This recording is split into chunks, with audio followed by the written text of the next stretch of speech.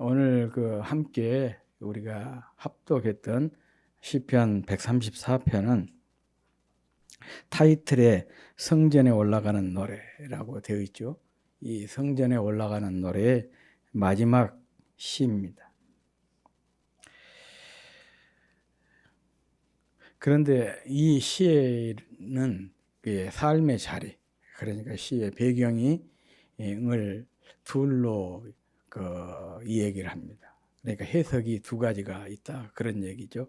하나는 이 시가 성전에 올라가는 노래 마지막 시이기 때문에 이 시는 이제 성전 예배를 마치고 돌아가는 사람들이 여전히 성전에 남아서 수고하게 될 성전 봉사자들을 축복하는 내용이고, 그리고 또 성전 봉사자들이 이제 성전에서 예배를 마치고 각기 자기 고향까지 먼 길이잖아요. 먼 길을 가는 사람들을 또 잘 가시라고 축복하는, 상호간에 예배를 섬기는 사람 또 예배하는 사람들이 상호간에 축복하고 복을 주고받는 그런 내용이 바로 134편이다.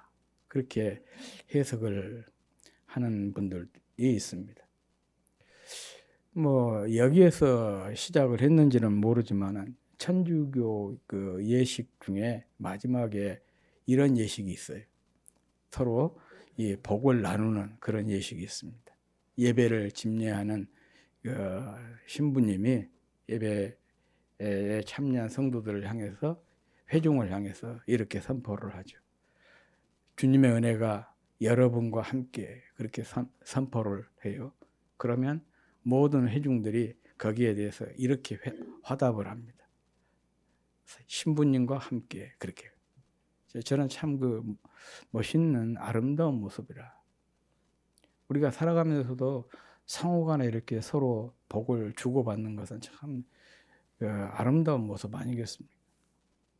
우리 교회에서 이렇게 평화의 인사를 하는 것도 사실은 그런 의미예요. 그냥 단순히 강구하고 앞뒤, 이제 요즘에 많은 교회들이 앞뒤로 인사하고 어쩌고 그 정도 하지만은 조금 그것보다 더 우리는 역동적으로 돌아다니면서, 전에는 이게 포옹하고 그랬습니다. 그런데 이제 코로나 시기를 거치면서 포옹하는 것은 과한 것 같고 그냥 손만 이렇게 잡자, 악수만 하자, 이제 그렇게 했었는데, 아무튼 그런 차원이죠. 서로 복을 나누는 그런 시간입니다. 한 폭의 아름다운 성화를 연상시키는 그런 내용이 이 134편이 아닌가, 그런 생각을 해봅니다. 그리고 이 시에 대한 또 다른 하나는 이런 해석이에요. 밤에 성전에 도착한 사람들이 하나님께 드리는, 순례자들의 밤에 도착한 순례자들이 드리는 찬양, 이렇게 또 이 얘기를 하는 사람들도 있습니다. 각기 다른 곳에서 이렇게 예루살렘 성전으로 모이기 때문에 도착하는 사람 시간도 각기 다를 수밖에 없지 않겠습니까? 물론 대부분의 사람들이 계산을 해서 미리 출발을 할 수도 있지만은, 그런데 이게 순례길이라고 하는 게 우리 마음대로 되는 거 아니잖아요. 도중에 갑작스러운 일들이 생길 수가 있지 않습니까? 도적을 만날 수도 있고, 또 다칠 수도 있고, 아플 수도 있고, 여러 가지 변수들이 있어요. 그런 변수가 작용을 해서 낮에 도착하지 못하고 밤에 도착한 그런 순례자, 그런 사람들이 저녁에 이렇게 순례길을 걸으면서 드리는 노래다. 그래서 15편의 순례 시편 중에 유일하게 밤의 노래로 가 바로 134편입니다.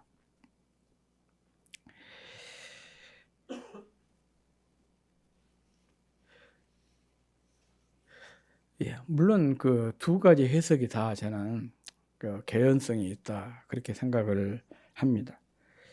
그러지만 저는 이 시간 이 후자, 밤에 그 하나님의 전에 올라가면서 하나님께 을 찬양하는 그런 시라는 그런 전제를 가지고 오늘 이 설교를 준비를 했습니다.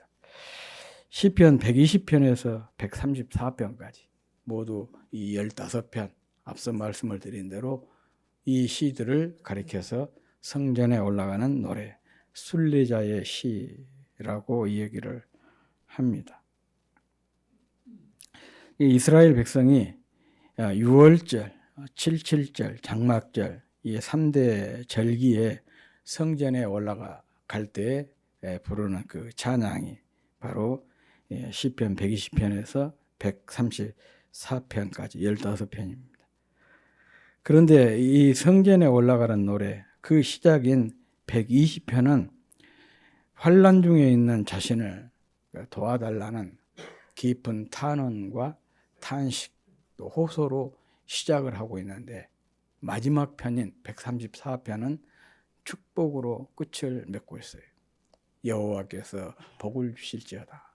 이렇게 축복으로 끝을 맺고 있습니다. 이게 참 주는 의미가 크죠.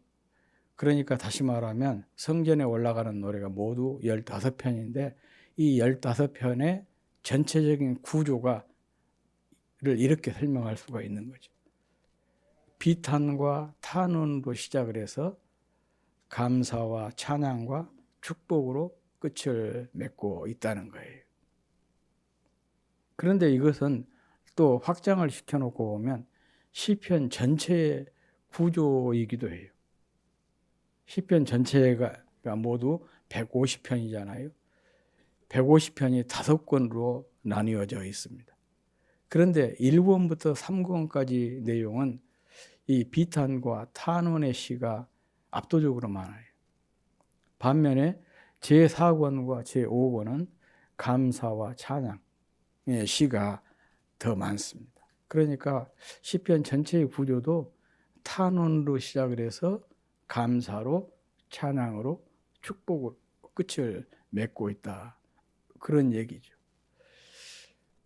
저는 우리의 인생이 이와 같다. 또 우리 인생이 이와 같아야 된다. 그렇게 생각을 합니다.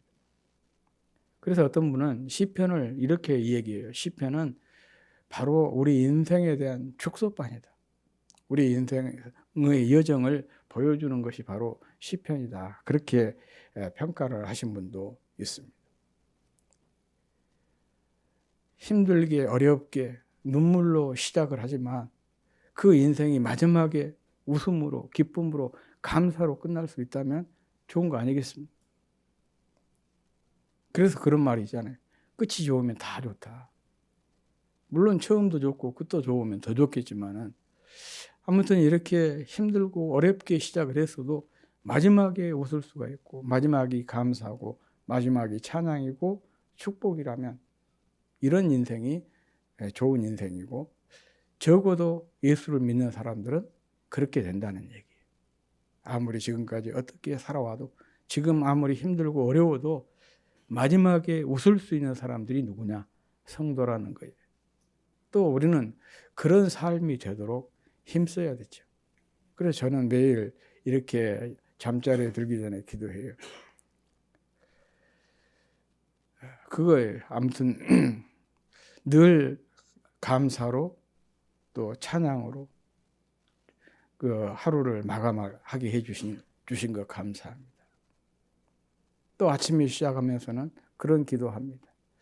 오늘도 감사로 또 찬양으로 축복으로 하루를 마감할 수 있도록 해주십시오. 그렇게 기도를 하면서 하루를 시작을 합니다. 이런 삶이 매일 반복이 되다 보면 어떻게 되겠습니까? 그 인생이 마지막에 가서는 감사로 또 찬양으로 축복으로 끝을 맺을 수 있지 않겠습니까? 오늘 우리가 이 본문을 통해서 이 점에 대해서 한번 생각을 해보려고 합니다. 탄식으로 시작된 인생을 어떻게 감사로 찬양으로 축복으로 끝을 맺을 수가 있을까? 1절 말씀 우리 같이 한번 읽어보겠습니다. 시작. 보라, 밤에 여호와의 성전에 서 있는 여호와의 모든 종들아, 여호와를 송축하라. 예, 이게 1절 말씀이에요.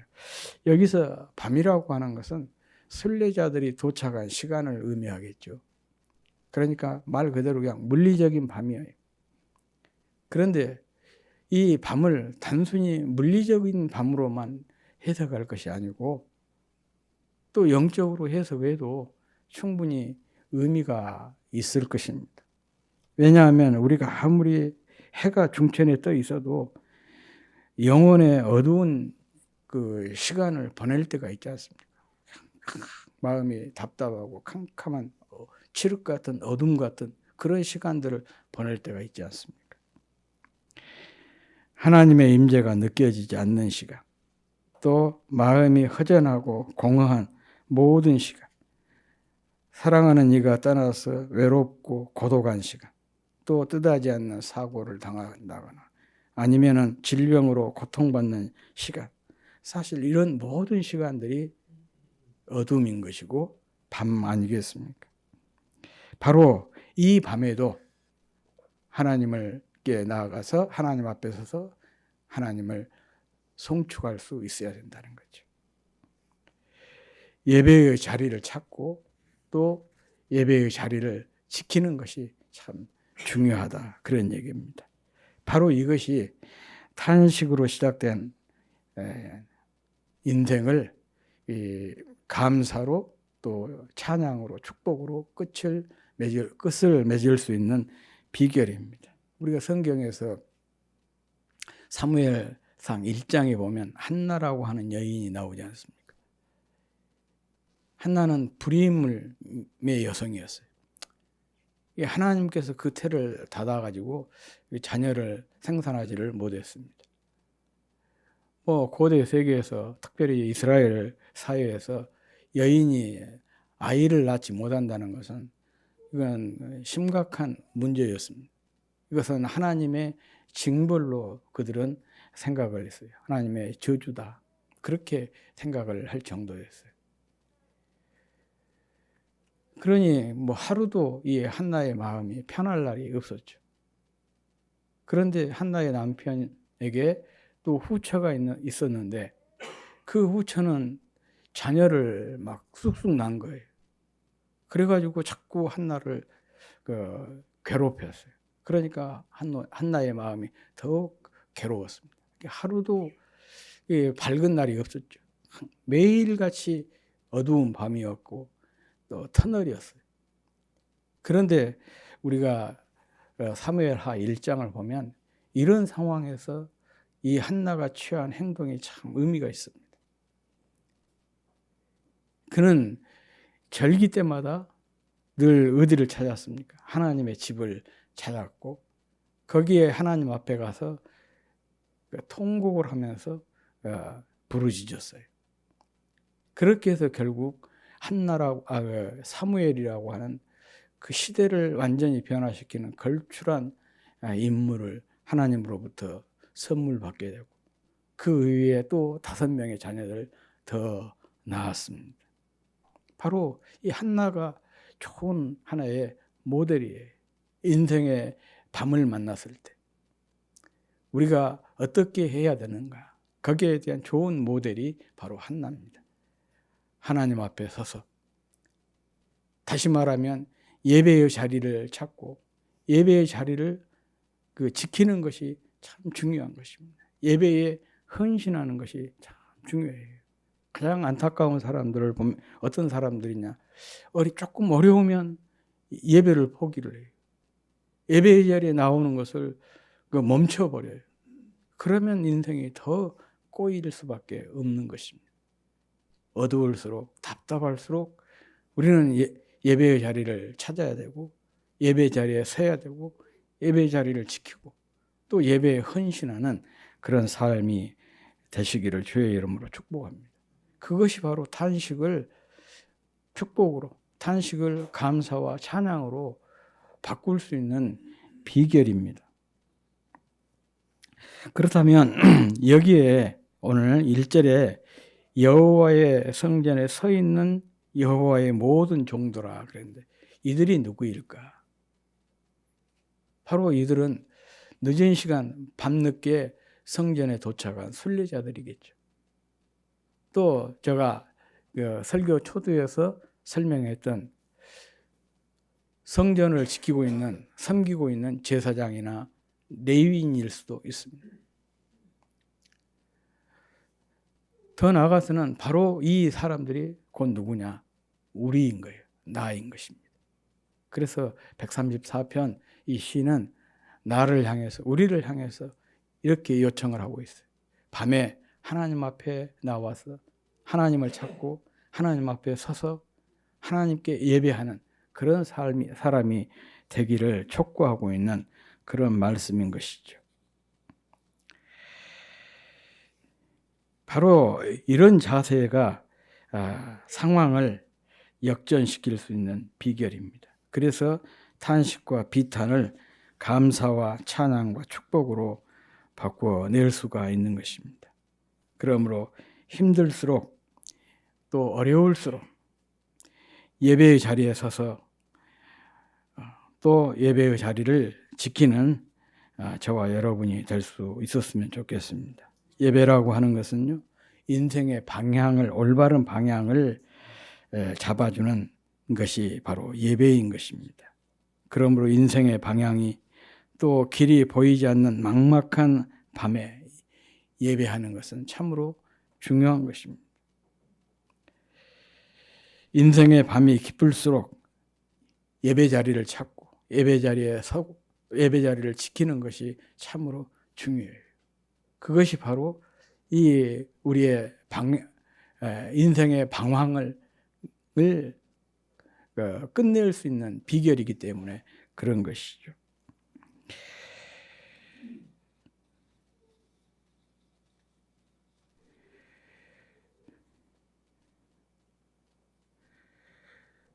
시인은 또 이렇게 촉구를 하고 있습니다. 2절에 보면 성소를 향하여 너희 손을 들고 여호와를 송축하라. 특히 하나님을 송축하라. 특히 성소를 향해서 손을 들고 하나님을 송축하라. 이렇게 강조하고 있습니다. 이렇게 그 예배자들이 순례자들이 밤 늦은 시간에 성소를 찾은 이유가 무엇이겠습니까? 그 이유는 단 하나죠. 예배하기 위해서. 하나님을 찬양하기 위한 것 아니겠습니까? 그래서 이제 송축하라 이렇게 얘기를 하고 있는데, 이 송축하라라고 하는 단어를 히브리어로 바라크라고 합니다. 바라크. 그런데 이 바라크라고 하는 단어의 본래적인 의미는 무릎을 꿇다 그런 뜻이에요. 엎드리다, 무릎을 꿇다 그런 뜻인데, 우리 성경에서는 이게 크게 한 4가지 정도로 의미로 사용이 되고 있어요. 축복하다, 감사하다, 찬양하다, 경배하다 이런 의미로 사용되고 있고, 주로 축복하다라고 하는 의미로 많이 사용이 되고 있습니다. 그런데 특이하게도 시편에서는 이 단어가 찬양과 감사의 의미로 많이 사용이 되고 있어요. 물론 찬양하다, 감사하다라고 하는 단어가 따로 있어요. 따로 있음에도 불구하고 이 바라크라고 하는 단어를 많이 사용하고 있습니다. 그래서 우리 성경은 번역을 할 때 감사하다, 찬양하다 이런 것과 조금 그 차별화를 시키고 그 의미를 달리 표현을 하기 위해서 일상생활에서 자주 사용하지 않는 송축하다 그런 의미로 번역을 하고 있습니다. 송축이라고 하는 것은 말 한자의 뜻은 그대로잖아요. 기리고 찬양하는 것, 기리고 기리면서 축하하는 그런 의미예요. 일반적으로 사용하지 않는 그런 단어인데, 송축하다라는 의미로 단어로 번역을 하고 있습니다. 이렇게 감사, 찬양이라고 하는 의미의 단어가 있음에도 불구하고 이 단어를 사용하지 않고 이 바라크라고 하는 단어를 성경의 저자가, 시편의 저자가 자주 사용하고 있는 이유가 뭘까? 우리 한번 생각해 볼 필요가 있지 않겠습니까? 이것은 바로 이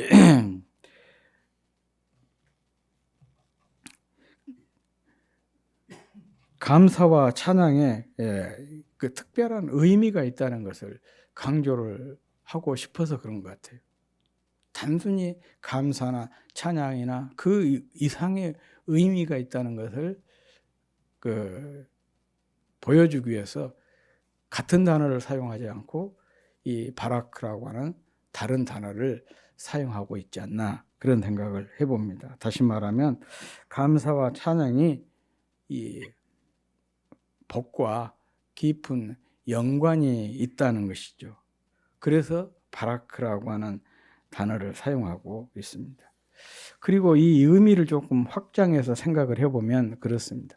인생의 밤을 보내고 있는 사람들에게 바라크를 요청한 것은 감사와 찬양이 어두운 밤을 축복으로 바꿀 수 있는 비결이기 때문에 이 바라크라고 하는 특별한 단어를 이렇게 사용하고 있지 않는가 생각을 해보게 됩니다. 자신에게 닥친 인생의 어두운 밤을 찬양과 감사로 보낼 때 그것이 바로 내게 무엇으로 돌아오게 되느냐? 복으로 돌아오게 된다. 말 그대로 탄식을 축복으로 바꾸는 비결이 바로 여기에 있다는 것을 보여주기 위한 것이죠. 우리는 성경에서 자신에게 닥친 인생의 어두운 밤을 찬양을 통해서, 감사를 통해서, 기도를 통해서 이 축복으로 바꿔낸 사람들을 만날 수가 있습니다. 복음 전도자 사도 바울과 실라가 대표적인 인물이라고 할 수가 있습니다. 사도행전 16장에 보면 이 얘기가 나오고 있는데 1차 전도 여행을 마친 바울과 실라, 바울은 실라와 함께 2차 전도 여행을 출발을 했습니다. 그리고 바울의 2차 전도 여행의 대상 지역은 바로 소아시아 북쪽, 지금 흑해 연안임, 남쪽 연안, 그 일대에 가서 복음을 전할 계획이었습니다. 그런데 갑자기 성령께서 그들의 길을 막았어요.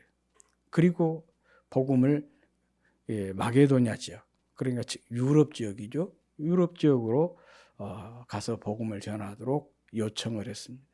그래서 애초에 그들의 계획을 거기에서 갑작스럽게 바꾸어서 가게 되는데 그들이 도착한 유럽의 첫 번째 성이 빌립보였습니다. 이 지중해 연안에 있는 대부분의 도시들에는 유대인들의 회당이 없는 곳이 없었어요. 모든 도시에는 다 유대인들의 회당이 있었습니다. 그런데 유일하게 유대인의 회당이 없는 도시가 바로 이 빌립보였습니다. 이 말은 무슨 말이겠습니까? 빌립보가 영적인 불모지다, 그런 의미죠. 그래서 이제 안식일이 되었는데 마땅히 예배 처소가 없으니까 바울과 실라가 찾다가 강가로 나왔는데 보니까 강가에서 몇 사람의 여인들이 앉아가지고 예배를 드리고 있는 거예요. 그 여인들 중에 한 사람이 두아디라 출신의 자주장사 루디아였어요. 거기서 함께 예배드리고 루디아 집을 거처 삼아서 빌립보에서 이제 바울과 실라가 전도를 시작을 했는데, 전도를 하다가 귀신에 들려서 점을 하는 한 여인을 만나 그 여인에게 들어있는 귀신을 쫓아내 주었습니다. 그런데 이게 문제가 되어가지고 이제 바울과 실라가 크게 고초를 당하게 됩니다. 이 여인이 귀신이 들려가지고 점을 하니까 굉장히 잘 맞춰요. 그러니까 그 지역의 유지 몇 사람이 공동 소유를 했어요. 그래가지고 이 여인을 귀신들 이 여인을 통해서 점을 하고 그 삭스로 이익을 톡톡히 보고 있었는데 갑자기 바울과 실라가 나타나가지고 이 귀신을 쫓아내 버리니까 점을 못하게 되지 않겠어요? 그러니까 자기의 수입이 끊겨버린 것이죠. 화가 난 이 주인들이 바울과 실라를 관하에 고발하고, 이놈들이 유대인들인데 어디서 온지도 모르는 그 떠돌이들인데 우리들이 감당할 수 없는 이상한 그 풍속을 전파하고 있다. 그렇게 고발을 해가지고 바울과 실라가 굉장히 심한 매를 맞고, 그리고 그 손발이 묶인 채 또 발에는 착고가 채인 채 감옥에 갇히게 됩니다. 참 바울과 실라 입장에서 생각을 해보면 너무나 어처구니 없는 일 아니겠습니까? 이런 상황이지만은 바울과 실라는 아무런 그 항변이랄지 또 원망하지 않습니다. 충분히 원망하고 불평할 수 있는 그런 상황이지 않겠어요? 자기들이 지금 오고 싶은 것도 아니고 하나님께서 이곳으로 가라 그래서 왔어요. 또 귀신에 들린 불쌍한 여인에게서 귀신을 쫓아내서 온전한 삶을 살 수 있도록 회복시켜 주었어요. 누가 봐도 누구의 칭찬받고 또 포상을 받아야 될 그런 일을 했는데 이렇게 매를 맞고 착고에 손발이 묶이고 착고에 차여서 감옥에 갇히게 된 그런 상황인 거예요. 거기에 대해서 바울과 실라는 아무런 항변이나 어떤 불평도 하지 않습니다. 성경을 보면 그렇게 말씀하고 있어요. 오히려 밤중쯤 되어서 이들이 일어나 하나님께 기도하면서 찬양을 했고 감옥에 있는 죄수들이 다 그 찬양 소리를 들었다. 그렇게 성경이 이 얘기를 하고 있습니다. 저는 이 부분을 읽을 때마다 늘 궁금했어요. 왜 하필이면 밤중에 일어나가지고 찬양을 하냐. 죄수들이 지금 다 감옥에 갇혀 있으니까 깊이 잠을 자야 되는데 잠자는 시간에 일어나가지고 막 찬양을 하면은 주변 죄수들이 어떻게 해서요? 잠에서 다 깨어나야 되잖아요. 아무리 믿는 사람이지만 자기 믿음을 이렇게 표현한 것이지만 이렇게 민폐를 끼쳐서야 되냐 그런 생각이 돼요. 왜 하필이면 밤중이냐 그거죠. 그때 기도해야 하나님이 잘 들으신다고 생각했는지는 모르지만 그래서 저는 이제 두 가지로 추정을 합니다. 하나는 처음에 갇힐 때부터 그냥 계속해서 기도하고 찬양했을 것 같다. 그래서 이제 다른 번역 성경들이랄지 이런 자료들을 쭉 찾아보니까 그건 없는 것 같아요. 그리고 다른 하나는 심하게 맞았다 그랬잖아요. 심하게 맞아가지고 감옥에 갇혔는데 아마 기절을 했던 거 아닌가. 그런데 밤중쯤에 깨어난 것이죠. 찾아보니까 저처럼 이렇게 하신 분이 또 있더라고요. 깨어난 거예요. 기절을 했다가 그때 깨어나니까 깨어나자마자 그들이 했던 첫 번째 행위가 뭐냐. 하나님께 기도하고 하나님을 찬양하는 일이었다. 참 감격스럽지 않습니까? 정신이 들자마자 했던 첫 번째 행위가 기도예요. 첫 번째 행위가 찬양이에요. 이럴 수가 있을까? 참 그런 생각을 해봤어요. 어쨌든 그렇게 찬양을 했는데 그때 놀라운 일이 일어났지 않습니까? 옥토가 움직인 거예요. 지진이 난 것처럼. 그리고 닫혔던 모든 옥문이 쫙 다 열렸어요. 옥문이 열릴 뿐만 아니라 죄수들에게 묶인 사슬들이 다 풀어지고 발에 착고가 또 벗겨지는 그런 기적이 일어났습니다. 이 일을 보고 간수가 너무 놀래가지고 이제 큰일 났구나. 죄수 중에 한 사람이라도 도망치면은 이제 대신 그 죄를 자기가 벌을 받아야 되니까 자결을 하려고 했잖아요. 그때 바울이 소리쳤습니다. 우리 한 사람도 도망치지 않았으니까 자결하지 마라. 그랬더니 이 간수가 깜짝 놀란 거죠. 이렇게 지진이 나고 옥문이 열리고 그들의 수갑이 착고가 다 풀어졌음에도 도망가지 않고 있는 그들의 모습을 보고 깜짝 놀라가지고 탁 엎드리지 않습니까? 선생들아, 내가 어떻게 해야 구원을 받을까요? 그렇게 물었더니 바울이 그 유명한 말을 하지 않습니까? 주 예수를 믿으라. 그리하면 너와 내 집이 구원을 얻으리라.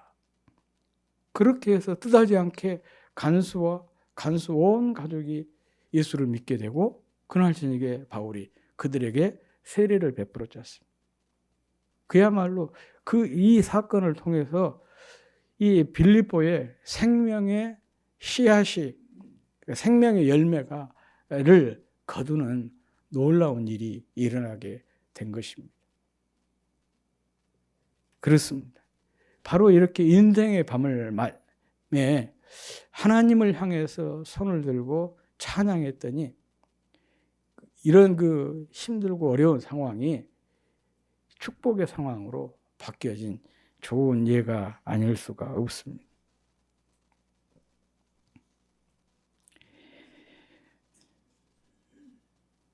그저 아무 탈 없고 건강하고 하는 일마다 잘 되고 소원하던 것들이 다 이루어지고 그럴 때는 누구나 찬양할 수가 있죠. 기뻐할 수가 있습니다. 그렇지만 어두운 그림자가 드리우는 밤이 되면 찬양을 멈추게 되고 심지어는 불평하고 원망하고 탄식하게 되는 것. 이것이 바로 우리의 영적 현주소가 아닐까 그런 생각을 해봅니다. 그러나 밤에도 노래를 부를 수가 있어야 됩니다. 밤에도 하나님을 향해서 손을 들고 찬양할 수가 있어야 됩니다. 그래야 우리의 인생을 축복으로 바꿔낼 수가 있는 것입니다. 이솝 우화에 보면 이런 얘기가 있습니다. 왕자와 꾀꼬리라고 하는 그런 그 이야기인데 노래를 굉장히 좋아하는 왕자가 있었고 또 왕자의 마음을 움직이는 멋진 노래를 부르는 꾀꼬리가 있었습니다. 그래서 이 왕자가 꾀꼬리를 굉장히 아끼고 그 꾀꼬리의 노래에 늘 기뻐했어요. 그런데 어느 날 하루 갑자기 꾀꼬리가 노래를 부르지 않고 딱 입을 다물고 있는 거예요. 그래서 왕자가 꾀꼬리에게 묻습니다. 야, 왜 오늘은 노래하지 않느냐? 네 불만이 무슨 불만이 있냐? 그렇게 꾀꼬리에게 물었더니 꾀꼬리가 이렇게 대답을 해요. 왕자님 한번 들어보세요. 저 개구리 소리. 저 소리가 너무 시끄러워가지고 신경질 나서 제가 노래를 부를 수가 없어요. 어떻게 제가 이런 상황에 노래를 부를 수가 있겠습니까? 그랬어요. 그러니까 왕자가 미소를 지으면서 꾀꼬리에게 이렇게 충고를 합니다. 야, 네가 노래를 안 부르니까 이 소리가 더 크게 들리지 않냐? 네가 열심히 노래를 불러서 저 꾀꼬리 소리가 들리지 않도록 해주었으면 참 좋겠다. 이렇게 부탁을 하는 그런 그 짤막한 이야기입니다. 이 짤막한 이야기는 힘들수록 어려울수록 인생의 밤이 깊을수록 열심히 더 노래를 해야 된다는 그런 의미 있는 교훈을 우리에게 주는 이야기라고 생각합니다. 우리가 쉬지 않고 찬양해야 될 이유는 세상의 온갖 더럽고 악하고 추한 이 개구리 소리들 때문입니다. 그 소리를 물리칠 수 있는 비결이 뭐냐? 찬양입니다. 내 안에 시끄러운 개구리 소리, 이것을 비롯해서 우리 생활 주변에서 쏟아져 나오는 수많은 이 시끄러운 소리를 잠재울 수 있는 비결이 바로 찬양에 있는 것입니다. 그래서 우리 찬송가 가사 중에 이런 내용이 있잖아요. 세상과 나는 간 곳 없고 구속한 주만 보이도다. 이런 가사가 있어요. 그렇습니다. 우리가 찬양하게 되면 열심히 어떤 상황에도 찬양하게 되면 우리 주변에, 내 안에, 우리 주변에 있는 이런 시끄러운 소리들이 다 사라지게 되고 누구만 보이게 되냐? 나를 구원하신 주님만 보이게 되는 것이죠. 또 그 주님만 보이게 되니까 더 힘차게, 더 열심히, 더 뜨겁게, 더 간절히 주님을 찬양하는 삶이 가능해지지 않겠습니까? 이런 것을 가리켜서 영적 상승작용이라 그래요. 그런데 마음이 심란하다고, 심란한 개구리 소리에 눌려서, 또 주변에 이런 시끄러운 개구리 소리에 눌려서 내가 찬양을 딱 멈춰버리면 어떻게 되겠습니까? 그 소리는 더 크게 들릴 것이고 그 소리에 압도당해서 주님은 보이지 않게 되고, 그래서 그 신앙은 점점 힘들어질 수밖에 없어요.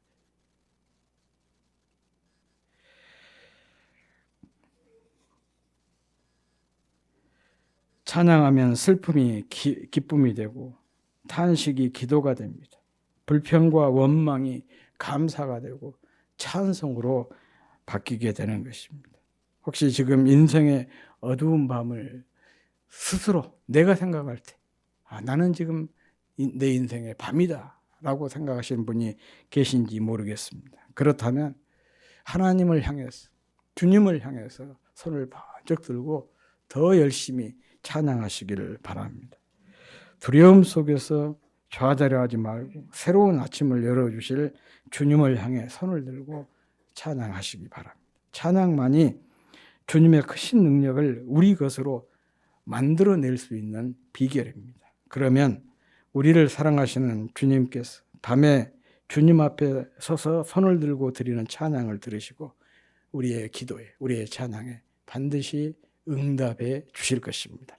이런 은혜를 일상에서 풍성하게 누리는 저와 여러분의 삶이 될 수 있기를 주의 이름으로 축복합니다.